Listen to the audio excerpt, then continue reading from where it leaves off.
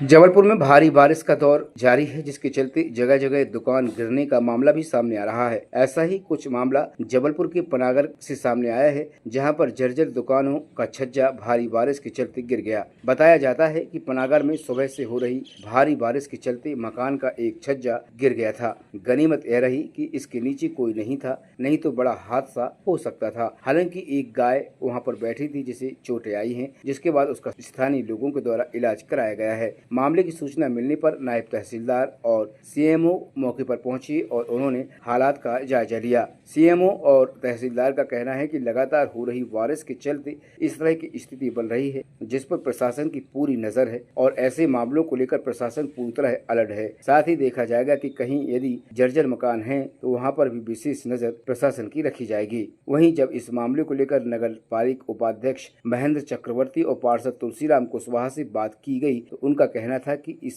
जर्जर मार्केट को गिराने के लिए पहले ही प्रस्ताव जारी किया गया था। देखिए, भवन जर्जर नहीं था, इसका छज्जा जरूर थोड़ा सा डैमेज हो गया था और इसकी रॉडें दिख रही थी और वहां जल भरा था, जिस कारण से वो शेडो के ऊपर थोड़ा सा वो गिरा था। तो सुविधा की दृष्टि से और सेफ्टी की दृष्टि से जो भी जर्जर पार्ट था उसको गिरा दिया गया है। बिल्डिंग में किसी प्रकार की जर्जरता अभी तो दिखाई नहीं दे रही है और किसी प्रकार की जनहानि या धनहानि नहीं हुई है।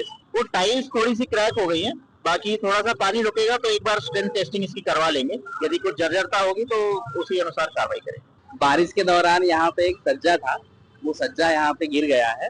सज्जा गिरने की सूचना प्राप्त होने के उपरांत हमारे द्वारा इस बिल्डिंग का निरीक्षण किया गया। जो जो इसका कमजोर हिस्सा था वो गिरा दिया गया है।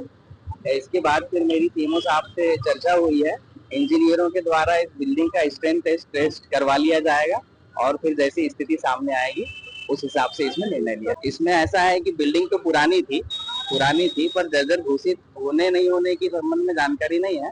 बाकी जो हिस्सा गिरा है बारिश के दौरान, उससे जुड़े हुए कमजोर हिस्सों को बाकायदा सुरक्षा के साथ गिरवाया जा रहा है और इसके उपरांत इस बिल्डिंग का बाकी जो हिस्सा है उसका निरीक्षण करवाया जाकर कैसी क्या स्थिति है वो सुनिश्चित की जाएगी और उस हिसाब से फिर निर्णय लिया जाएगा।